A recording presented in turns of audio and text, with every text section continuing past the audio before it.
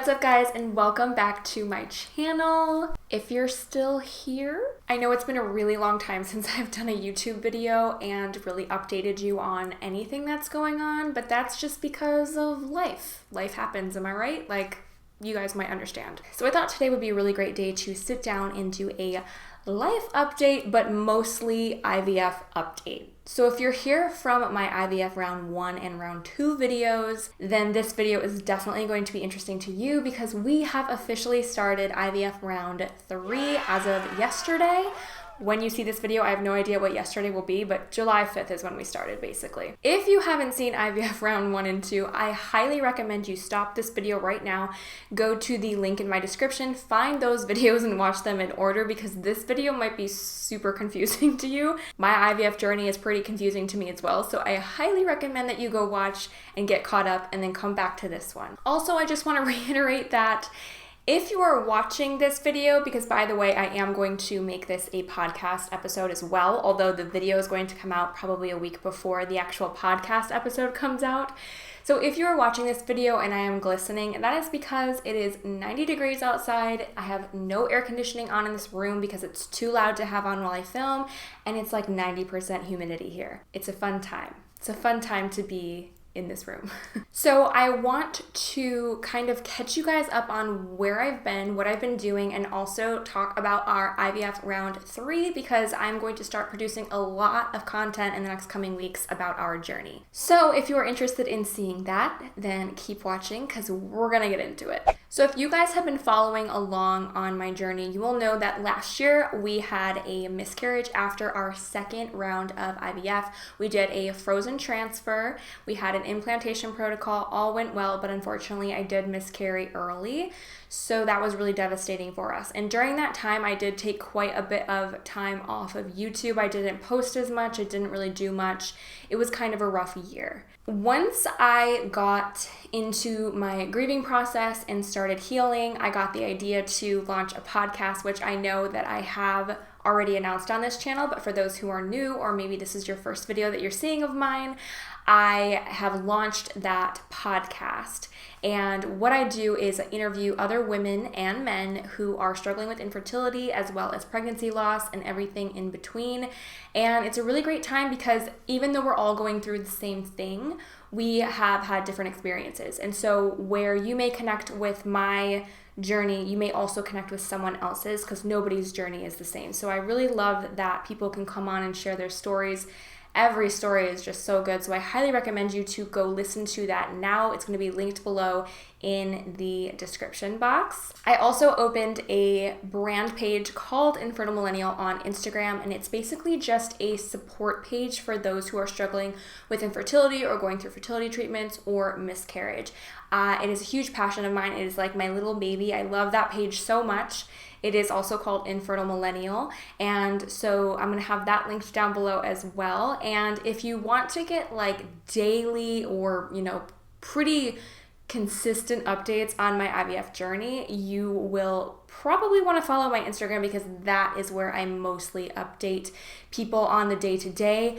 That is at Emily Orlando. I'm going to have that link down below, but I typically will go in my stories or do IGTVs often or Instagram posts updating. So if you want like real, raw, live updates, I really recommend you going on there. This time around on my IVF journey, I plan to be a lot more real, raw, and open. My first IVF journey, I was vlogging the entire time, but nobody knew I was even going through IVF, and then I did this big reveal when it didn't work out about what we were doing and kind of like how that IVF journey went. My second round, I didn't vlog anywhere near as much. I was much more private about it, even though I was very vocal and open about it on social media. I didn't daily vlog or like post a lot of videos or anything like that.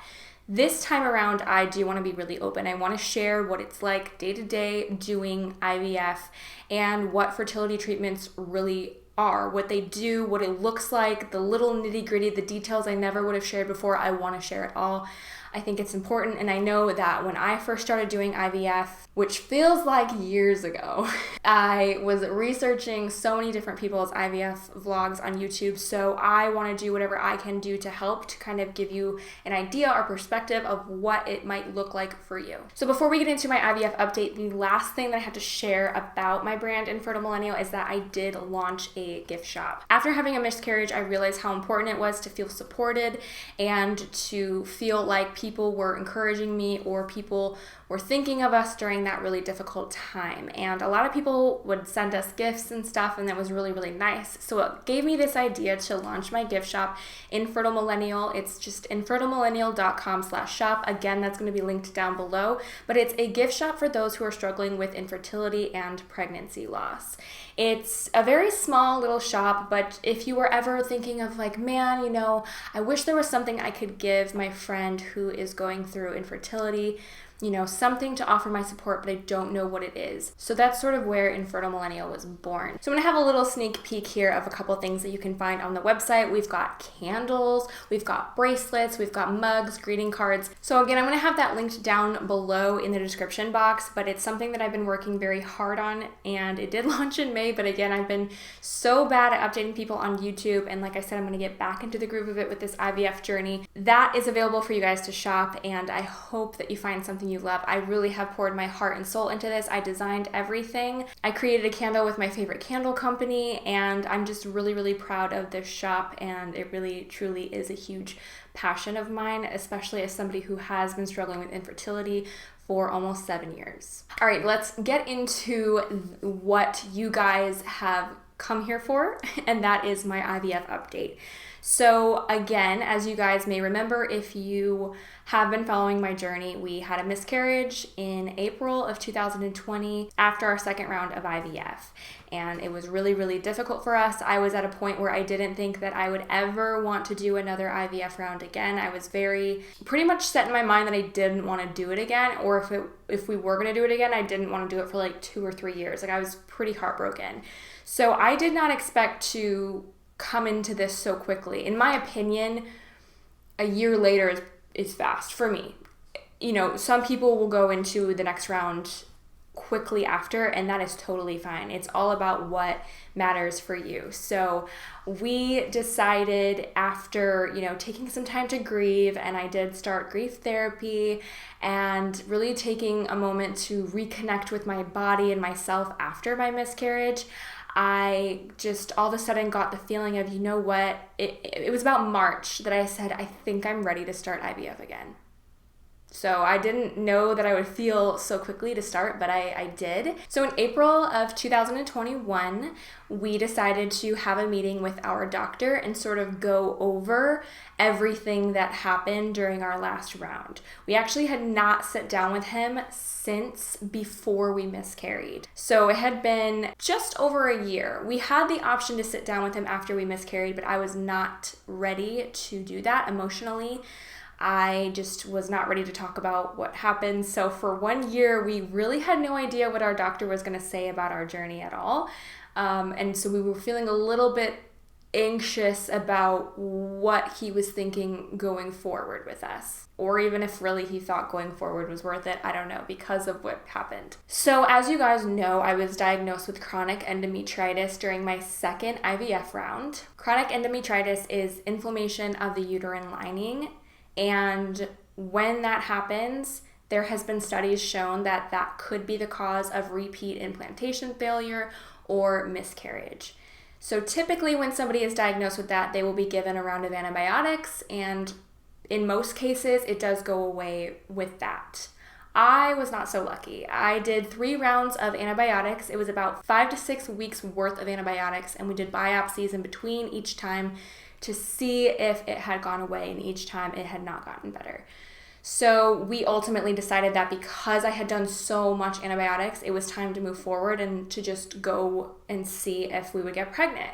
We did end up getting pregnant, but like I said, I did miscarry. So when we sat down with our doctor, he decided that it was time to try a new round or a new protocol on how to get rid of the chronic endometritis. So he prescribed that we do an intramuscular injection of Rocephin and 2 weeks of Vibramycin and Flagyl. The last time that I was on Vibramycin and Flagyl, I was incredibly sick, so I was not looking forward to that.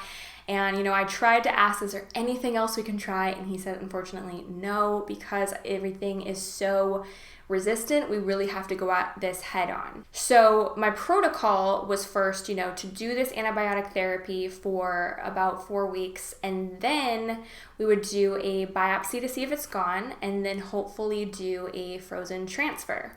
He also recommended that we transfer 2 embryos if we were comfortable with it, because we've had repeat implantation failure and miscarriage. So we are going to be doing 2 frozen embryos again. The third thing that is very different from anything that we've ever done is that he requested that we do a natural embryo transfer.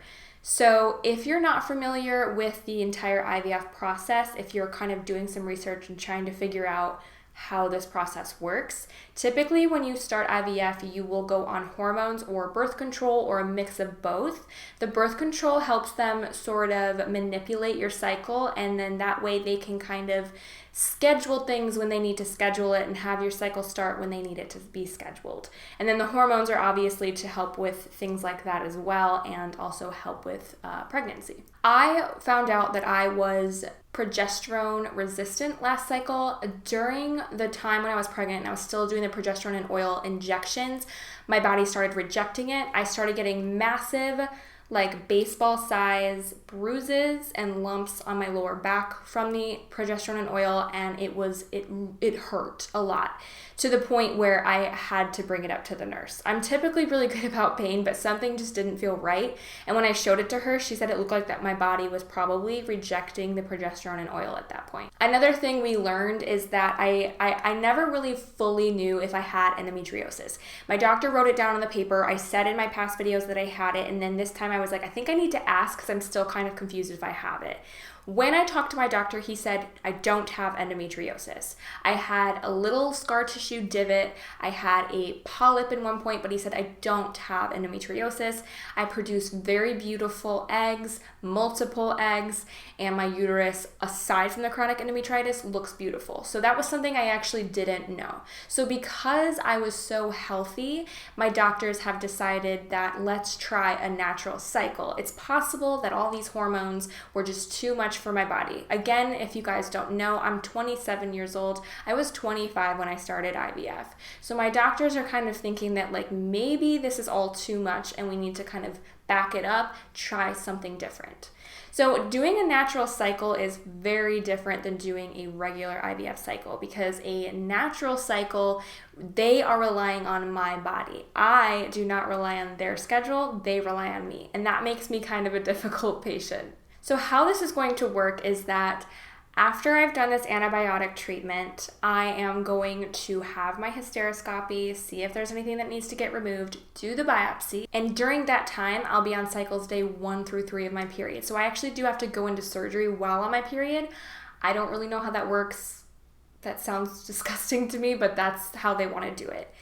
Then they are going to wait for me to naturally ovulate on my own and then schedule a transfer. I'm not gonna lie, that gives me so much anxiety. I don't have a trigger shot. I don't have any injections, which is like yay, because injections kind of, nobody likes to do that. That's not fun. So no injections for me this round, no hormones, nothing like that, absolutely nothing. We're just gonna see if my body will accept these embryos after I've naturally ovulated or around that time. I don't quite know how that works. I was a little confused. After that time, I will still be doing my implantation protocol because we do know that that worked. The other thing that I learned about our IVF cycle is that I did know we do have 5 frozen embryos left. So that is something that I knew, but what I didn't know is that 2 of them are still super beautiful quality. The other 3 were kind of middle of the road, but that doesn't mean anything terrible. A lot of times people do get pregnant with middle of the road grade embryos and grow a happy, healthy baby. So basically, we are going to be transferring 2 frozen embryos, and we're going to be doing a natural cycle with an implantation protocol. So I feel like that was a lot of information, and hopefully that helps you guys understand where we're at. This cycle is going to be probably the most different and hopefully easiest cycle than we've ever had. I'm not sure what's going to happen if we do the biopsy and they find that I still have chronic endometritis. I have no idea. We had a very difficult time trying to figure out how I was going to do this Rocephin. I don't believe I mentioned, but we ended up finding out that I could not do the intramuscular injection of Rocephin.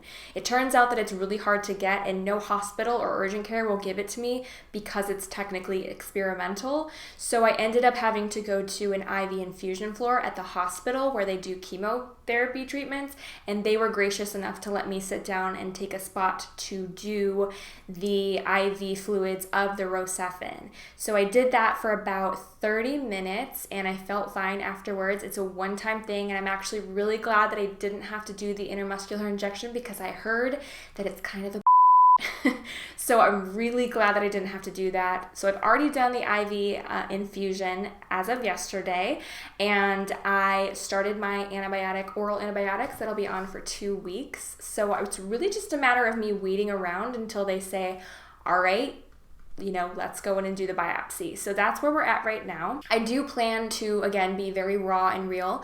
I really would like to do more vlogs, maybe weekly. I don't know, it depends. There's not a lot going on in the next few weeks, but again, you never know how things are gonna go. And I want to be way more open and honest. I'm going to vlog a lot more this time. And again, if you want to see things actively on Instagram, because I am a little bit more active on there and consistent, and I typically do update like right away on there, I recommend you go follow me on there, as well as my brand for inspiration, or even just tag somebody who you think would really like the podcast or my brand page. I think that it would mean so much to someone out there. Plus, it means a lot to me.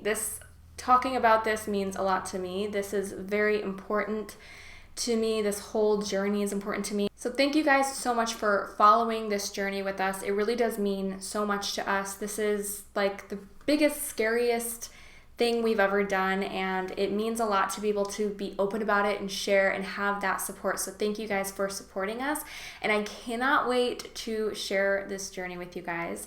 So I will see you guys in the next video.